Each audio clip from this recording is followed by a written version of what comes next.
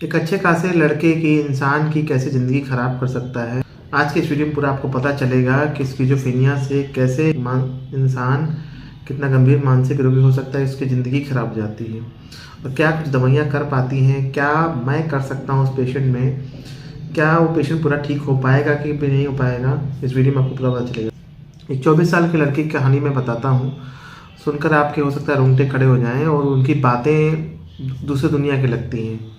बहुत नॉर्मल सा पेशेंट है, सामने आता है, आराम से बात करता है, दाढ़ी उड़ी बढ़ी रहती है और बैठ के बात करता है कि मैं बोला क्या परेशानी है, तो वो बोलता है मुझे कोई परेशानी नहीं है। जब मैं घर वालों से पूछा कि क्या दिक्कत है, तो बोलता है टहलता रहता है ऐसे रात में, हंसता रहता है, मुस्कुराता रहता है। तो मैंने बोला कि भाई बताओ आपको क्या परेशानी, कोई दिक्कत है, आप क्यों टहलते हो? बोला नहीं कोई दिक्कत नहीं, कोई परेशानी नहीं। मैंने कहा नहीं फिर भी कोई मन में उलझन होती होगी, कोई बात होती होगी, मन में कोई बात चलती होगी आपके, तभी तो आपसे रात में टहलते हो, क्यों टहलते हो? अकेले में आपके क्या मन में बातें चलती हैं? तो बोला कि काशी ख़त्म होने वाली है। मैंने क्या बोले आप, क्या मैं समझ नहीं पाया। बोला कि काशी जो है ना, काशी बनारस, उसको काशी बोलते हैं, वो ख़त्म होने वाली है। तो मैं समझ गया कि इसको तो बहुत गंभीर डिल्यूजन हो गया है। वहीं से बात मुझे समझ में आ गई, क्योंकि लगभग आज तक मैंने ऐसे 20,000 पेशेंट्स देखे हैं, तो बात समझ में आ जाती है। मैंने बोला और अच्छा और क्या बात है, और क्या मन में बात चलती है, कहीं आपको समझ में नहीं आएगा। मैंने बताओ फिर भी। बोला कि मैं जब छोटा था ना, तब मैं 2-4 साल का था, तो मेरी पूँछ थी, टेल थी मेरी। मैं कहा अच्छा, और मैं उड़ता था, पूरा आसमान में उड़ता था। तो मैंने कहा अच्छा और क्या बात है? मैंने कहा अब कहाँ टेल है? कह रहा वो हट गई, और मैं इस धरती पे अपने मन से हूँ, मैं चाहूँ तो अभी ये दीवार तोड़ के चला जाऊँ।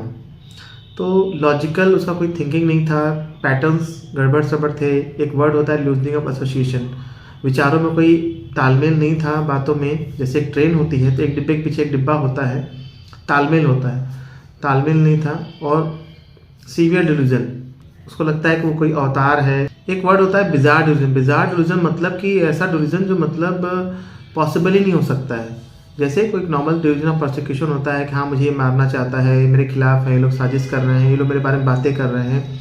ये चीज़ थोड़ी बहुत पॉसिबल हो सकती है कि हाँ लोग साजिश कर रहे हो सकते हैं, तो हम इसलिए परिवार से पूछते हैं। लेकिन बिजार डिल्यूजन का मतलब जो शायद संभव ही ना हो। अब आज के ज़माने में कहाँ संभव है कि भाई एक बच्चा छोटा हो तो उसकी पूँछ हो, वो इंसान उड़ता हो? क्या ये पॉसिबल है? बिल्कुल पॉसिबल नहीं है।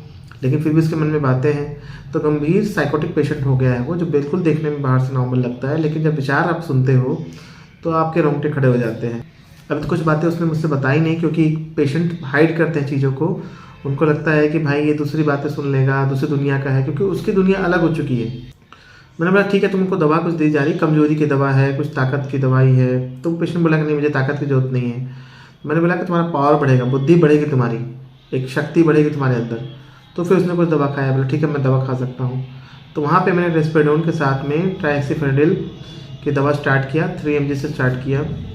फिलहाल बढ़ाते बढ़ाते उसको 6 mg 8 mg तक ले गए हैं। अभी पेशेंट के डिल्यूजन्स थोड़े कम हुए हैं, ऐसा नहीं कि बहुत ज़्यादा कम हुए हैं। गुस्सा कंट्रोल होने लगा है, क्योंकि साथ में वेलप्रोएट हम दवा दे रहे हैं। ये पेशेंट काफ़ी गंभीर साइकोटिक हो चुका है और बहुत सारे डिल्यूजन्स उसके बैठ चुके हैं। हिस्ट्री से पता चलता है कि कई सालों से प्रॉब्लम है, 5-6 साल 8 साल से प्रॉब्लम है। जैसे 15-17 साल के थे तभी से प्रॉब्लम हो चुका है इनको। तो जब अर्ली एज में प्रॉब्लम हो जाती है, शुरुआती स्टेज में प्रॉब्लम हो जाती है, तो बीमारी जड़ में चली जाती है। जब कोई चीज़ जड़ में चली जाती है तो उसको ठीक होने में मुश्किल हो जाता है, टाइम लगता है काफ़ी।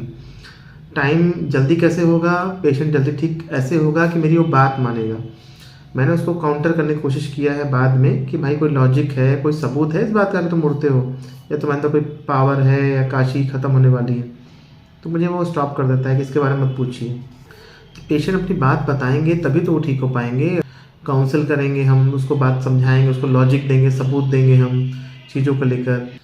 ऐसे पेशेंट्स में हम दवाइयों को इंक्रीज़ करते हैं। पहले तो हम एटिपिकल एंटीसाइकोटिक्स दे रहे हैं, उसके बाद हम टिपिकल एंटीसाइकोटिक्स देते हैं, जैसे हमारी हेलोपेरिडॉल हो गई। अगर इस पर भी पेशेंट ठीक नहीं हो पाता है तो फिर ट्रीटमेंट स्किज़ोफ्रेनिया हो जाता है। फिर फाइनली इसको क्लोज़ापिन पे स्विच करना पड़ जाएगा। अफसोस की बात यह है कि अगर पेशेंट क्लोज़ापिन पे शिफ्ट हो गया तो ऐसे पेशेंट का ठीक होना बहुत मुश्किल हो जाता है, क्योंकि क्लोज़ापिन के साथ क्या होता है कि जांचें करनी पड़ती हैं और घर वाले कई बार दवा कंटिन्यू नहीं कर पाते हैं। बात ये होती है, पेशेंट भी बात नहीं मानते हैं। तो जब पेशेंट समझेंगे नहीं, बात नहीं मानेंगे, तो ठीक थोड़ी हो पाएंगे। ये दुख भरी कहानी है, क्योंकि पेशेंट की भी उम्र बहुत कम है। मैंने फिर भी उससे बोला है कि थोड़ा बहुत काम किया करो, चलो अच्छी बात है, जो तुम करते हो करते रहा करो, लेकिन थोड़ा कुछ करो, कुछ भी करो, तुम जो भी कर सकते हो, घर के काम करो, पानी लेके आया करो और घर वालों को भी समझाया है कि मैं उसको देखता हूँ 2 से 4 बार, अगर 2 से 4 बार में ठीक नहीं होता है अगले 3-4 महीने में, तो मैं आपको क्लियरली बता दूंगा। अगर इम्प्रूवमेंट नहीं आता है, फ़ायदा नहीं होता है आपको, तो मैं आपको बता दूंगा कि इसका क्या होने वाला है।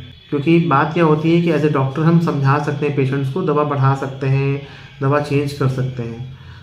पेशेंट अगर बात नहीं समझेंगे, बात को नहीं मानेंगे, तो फिर पेशेंट ठीक नहीं हो पाएगा। कई बार लोग कमेंट करते हैं कि डॉक्टर साहब मेरी वाइफ को स्किज़ोफ्रेनिया है, मेरी बेटी को प्रॉब्लम है, ये प्रॉब्लम वो प्रॉब्लम है, पेशेंट समझती नहीं है, बात नहीं मानती है, झगड़ा बहुत करती है। तो अगर पेशेंट बात ही नहीं मानेगा तो फिर वो ठीक कैसे होगा? ऐसे क्योंकि दवा से क्या होगा, दवा से कुछ उसका मूड चेंज होगा, बिहेवियर चेंज होगा, लेकिन होता क्या है प्रॉब्लम, जितनी दवा बढ़ती जाती है, जितने दवा का डोज बढ़ेगा, साइड इफ़ेक्ट्स होने के चांस हो जाएंगे। पेशेंट को मोटापा आएगा, चक्कर होने लगेगा, हाथ कांपने लगेगा, फिर पेशेंट को ज़्यादा दवा खानी पड़ेगी। अब पेशेंट ज़्यादा दवा खा नहीं पाते हैं, फिर होता क्या, पैसे की प्रॉब्लम हो जाती है, फिर घर वाले भी दवा छोड़ देते हैं या पेशेंट ही दवा छोड़ देता है, तो बहुत सारी दिक्कत हो जाती है। तो उम्मीद करता हूँ इस टॉपिक से आपको समझ में आएगा। मेरा ये वीडियो बनाने का मकसद ये था कि अगर आपके घर में आसपास कोई शुरुआती प्रॉब्लम किसी को हो रहा है, जो उल्टी सीधी बातें कर रहा है, बहकी बहकी बातें कर रहा है, जिस तरह की ऐसी बातें लग रही हैं जो समाज से मेल नहीं खाती हैं, तो उसको प्रॉपर अपने पास से किसी अच्छे साइकेट्रिस्ट से दिखा लीजिए।